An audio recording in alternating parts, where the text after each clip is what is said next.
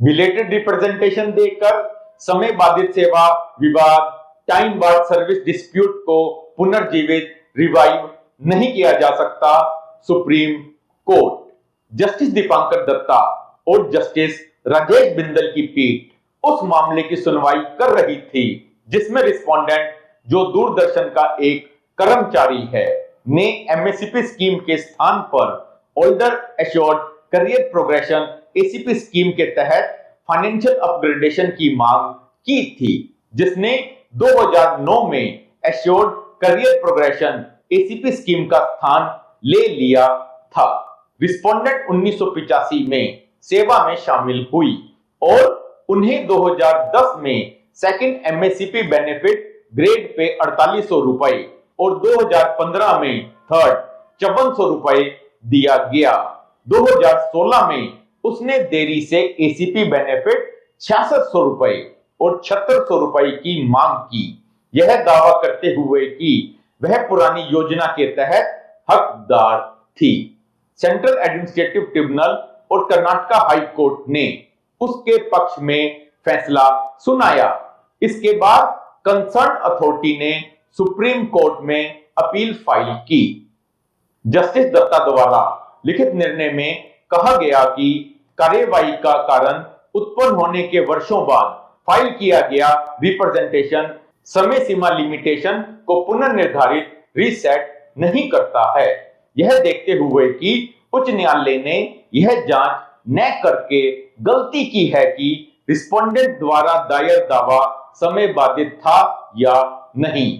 दावे को समय बाधित टाइम बार्ड मानने के बावजूद सुप्रीम कोर्ट ने संविधान के आर्टिकल 142 के तहत अपनी इनहेरेंट पावर्स का आह्वान करते हुए रिस्पोंडेंट से एक्सेस पेमेंट की रिकवरी का आदेश देने से इनकार कर दिया, यह देखते हुए कि वह 2018 में सेवानिवृत्त हो चुकी है। सुप्रीम कोर्ट ने कहा कि एडमिनिस्ट्रेटिव ट्रिब्यूनल्स एक्ट के अनुसार समय बाधित सेवा विवाद टाइम बार्ड सर्विस डिस्प्यूट को बिलेटेड रिप्रेजेंटेशन दाखिल करके सीमा अवधि के भीतर नहीं लाया जा सकता। जब कोई सरकारी कर्मचारी किसी लाभ से वंचित होने से व्यथित होता है जो औपचारिक आदेश फॉर्मल ऑर्डर्स पर आधारित नहीं है, तो उसे उचित समय के भीतर रिप्रेजेंटेशन दाखिल करना चाहिए। एडमिनिस्ट्रेटिव ट्रिब्यूनल्स में जाने के लिए कोज ऑफ एक्शन तब उत्पन्न होता है जब ऐसे रिप्रेजेंटेशन पर कोई आदेश पारित किया जाता है या रिप्रेजेंटेशन प्रस्तुत करने के 6 महीने बीत जाने के बाद कोई आदेश पारित नहीं किया जाता है। प्रमोशन या इंक्रीमेंट से इनकार जैसी स्थितियां हो सकती हैं जो फॉर्मल ऑर्डर्स पर आधारित नहीं होती हैं। सुप्रीम कोर्ट ने कहा कि ऐसे मामलों में रिप्रेजेंटेशन दाखिल करना आवश्यक हो सकता है, भले ही सेवा नियमों में ऐसे उपाय के लिए विशेष रूप से प्रावधान न किया गया हो। सुप्रीम कोर्ट ने स्पष्ट किया, सेवा को नियंत्रित करने वाले रेलेवेंट रूल्स में प्रावधान न होने पर भी रिप्रेजेंटेशन आवश्यक और अनिवार्य हो सकता है जब एम्प्लॉयर द्वारा इनएक्शन या अन्य कारण से एग्रीव्ड एप्लीकेंट पब्लिक सर्वेंट को लेजिटिमेट सर्विस बेनिफिट प्रदान नहीं किया जाता है। ऐसे मामलों में एग्रीव्ड एप्लीकेंट पब्लिक सर्वेंट द्वारा लेजिटिमेट सर्विस बेनिफिट से वंचित किए जाने की बात पर ध्यान आकर्षित करने वाला रिप्रेजेंटेशन शीघ्रता से और तीसरे पक्ष के अधिकारों के प्राप्त होने से पहले किया जाना चाहिए। यदि कोई हो, ऐसा रिप्रेजेंटेशन तीसरे पक्ष के अधिकारों के प्राप्त होने के बाद भी किया जा सकता है, लेकिन एग्रीव्ड एप्लीकेंट पब्लिक सर्वेंट के ध्यान में आने के उचित समय के भीतर। उचित समय क्या होगा, यह आवश्यक रूप से प्रत्येक विशेष मामले के तथ्यों पर निर्भर करेगा और तदनुसार निर्णय लिया जाएगा।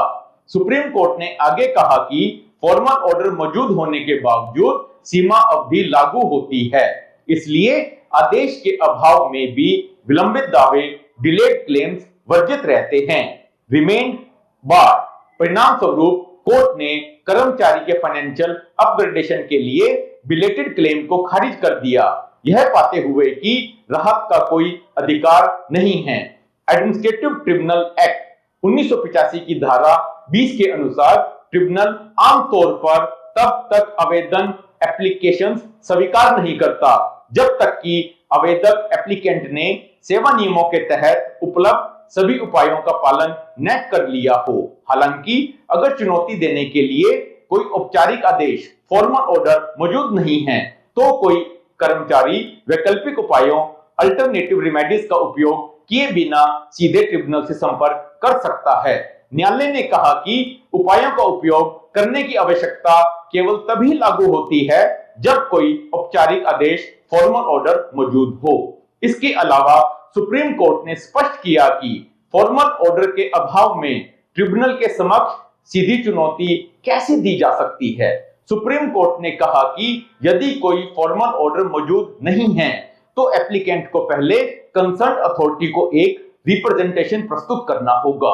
यदि 6 महीने के भीतर कोई प्रतिक्रिया नहीं मिलती है तो एप्लीकेंट सीधे ट्रिब्यूनल से संपर्क कर सकता है बशर्ते कि एप्लीकेशन 6 महीने की अवधि समाप्त होने से 1 वर्ष के भीतर फाइल की जाए। इसी संदर्भ में सुप्रीम कोर्ट ने निर्णय दिया कि जब फॉर्मल ऑर्डर के अभाव में विलंब से आवेदन बिलेटेड एप्लीकेशन फाइल की जाती है तो ट्रिब्यूनल को टाइम बार्ड क्लेम्स को स्वीकार करने की आवश्यकता नहीं है जब तक कि वे रिप्रेजेंटेशन की तिथि से 6 महीने की समाप्ति के 1 वर्ष के भीतर फाइल न की जाए। अगर आपको इस वीडियो में दी गई कानूनी जानकारी अच्छी लगी है, इस वीडियो को लाइक करें, शेयर करें और YouTube चैनल को सब्सक्राइब करें।